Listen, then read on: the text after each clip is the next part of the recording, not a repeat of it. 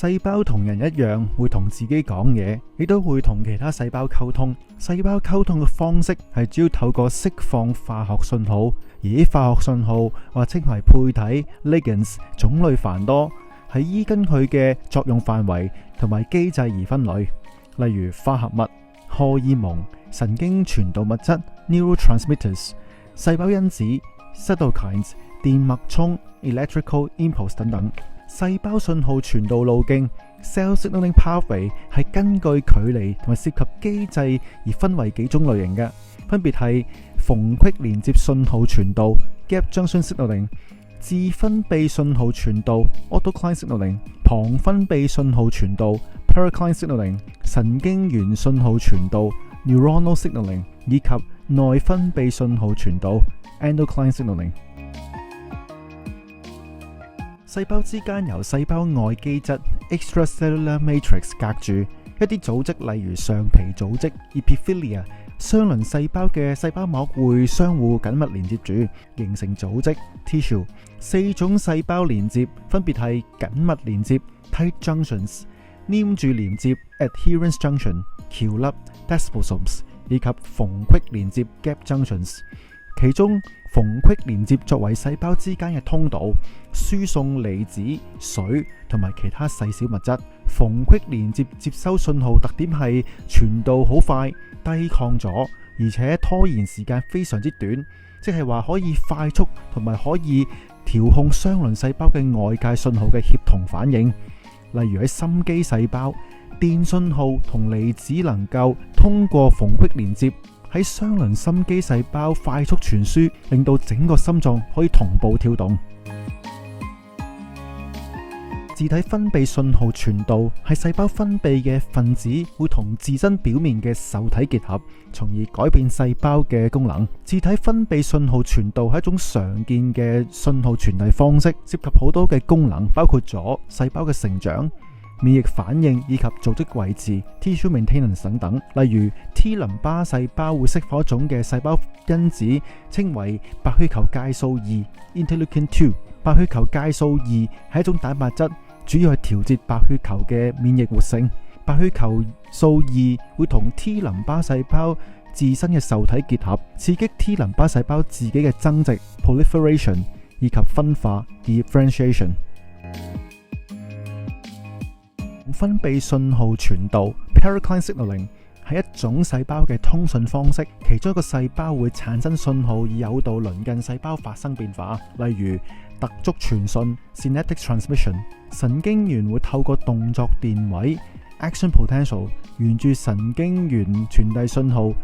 而喺特觸處釋放神經傳導物質到另一個神經元。神經傳導物質係負責神經細胞、肌肉細胞以及感覺器之間嘅信號傳遞。神經信號傳導 neuronal signaling 同內分泌信號傳導 endocline signaling 係長距離通訊系統。神經元內嘅快速電傳導同神經元之間嘅特觸傳訊結合，令全身能夠快速傳遞信息，以迅速偵測並回應各種嘅刺激。內分泌信號傳導由內分泌細胞 endocrine cells 釋放激素，透過血液循環遠距離傳遞俾目標細胞 target cells， 以調控生理功能。呢類信號通常產生較慢嘅反應，但具有更持久嘅效果。例如垂腦前葉 anterior pituitary glands 嘅細胞生長激素分泌細胞生產並分泌生長激素 growth hormone， 經血液流到全身嘅細胞，而呢激素會刺激骨骼同埋肌肉細胞分裂及成長。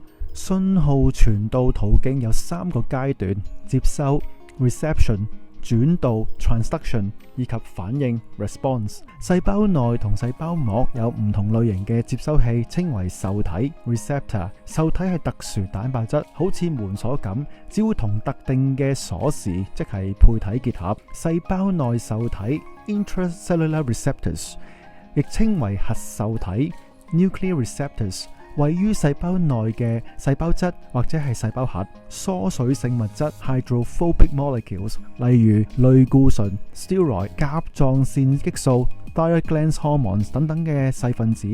可以穿越細胞膜同細胞內受體結合，變成受體配體複合物 receptor ligand complex。呢啲複合物會化作成為轉錄因子 transcription factors， 能夠結合特定嘅 DNA 序列，以增強或抑制目標嘅基因嘅轉錄，從而改變基因表達 gene expression， 以控制細胞功能。細胞表面受體 cell surface receptors 係嵌入細胞膜中嘅跨膜蛋白 transmembrane proteins。呢啲受體由細胞外配體結合域 extracellular ligand binding domain、跨膜域 transmembrane domain 以及細胞內域 intracellular domain 組成。細胞外配體結合域位於細胞嘅外部，作為識別位點 recognition site， 只能夠同特定親水性配體hydrophilic ligands 結合，而呢個結合會啟動受體嘅活化過程。跨網結構域係跨膜細胞嘅疏水區域，將受體蛋白固定於細胞膜。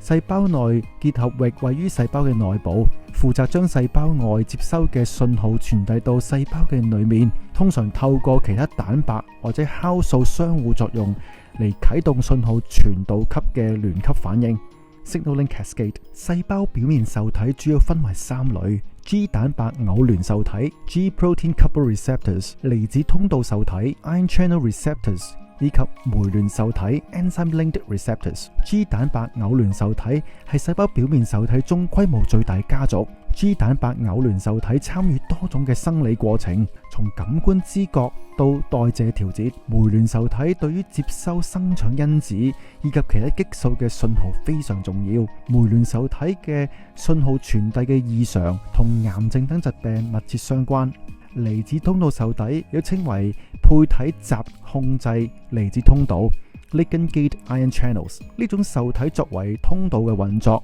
會因應住化學配體，例如神經傳導物結合而開啟或者關閉。配體結合會改變咗受體形狀，開啟咗通道嘅特定離子，例如鈉離子、鉀離子、鈣離子或者氯離子，得以穿過細胞膜而流動。呢度會導致到細胞內嘅離子濃度變化，從而改變咗細胞電位，而觸發咗細胞嘅反應。呢類受體對於神經元同埋肌肉等細胞具有活電性嘅細胞嘅快速信號傳遞至關重要。配體同受體結合之後，會令到受體嘅結構變化，進而到啟動細胞內嘅連鎖反應。呢個過程稱為轉導 transduction。轉導會涉及到次級信使